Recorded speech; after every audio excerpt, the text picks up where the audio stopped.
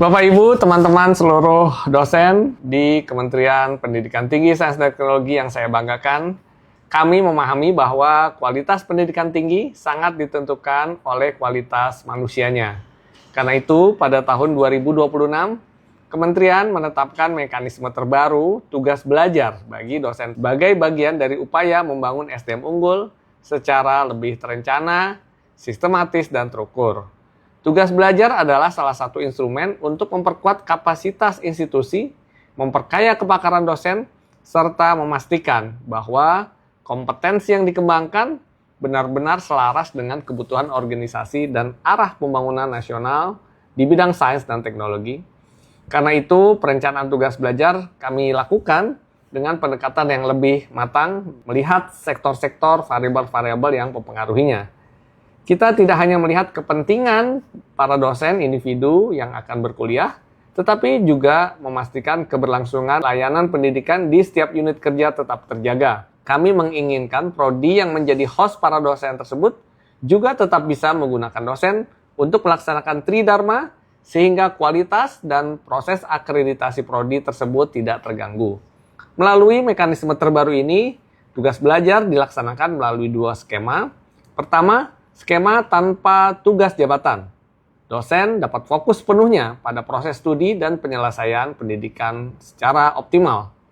Yang kedua, skema dengan tugas jabatan, yaitu dosen berkuliah sambil bekerja yang dirancang untuk tetap menjaga kesinambungan peran dosen dalam prodi atau fakultas, sekaligus meningkatkan kualifikasi akademiknya.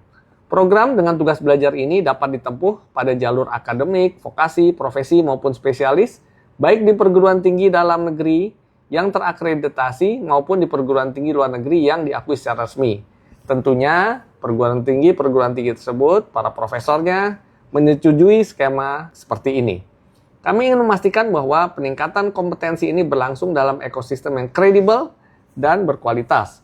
Khusus bagi dosen, kami menghadirkan kebijakan yang lebih progresif dan adaptif.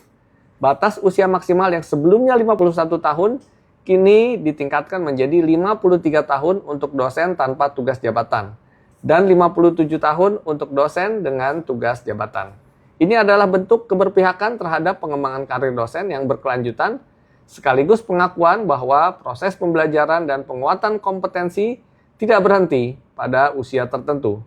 Selain itu, tata kelola tugas belajar kini diperkuat melalui sistem digital terintegrasi yang dilengkapi dengan Early Warning System.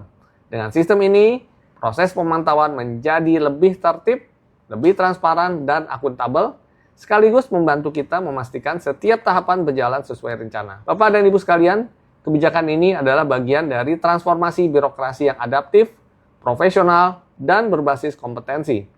Kami ingin memastikan bahwa setiap investasi dalam pengembangan SDM benar-benar memberi dampak nyata bagi institusi dan pada akhirnya bagi masyarakat. Mari manfaatkan mekanisme tugas belajar ini dengan penuh tanggung jawab sebagai investasi bersama untuk memperkuat pendidikan tinggi, sains, dan teknologi di Indonesia. Terima kasih. Salam Dikti Saintek berdampak.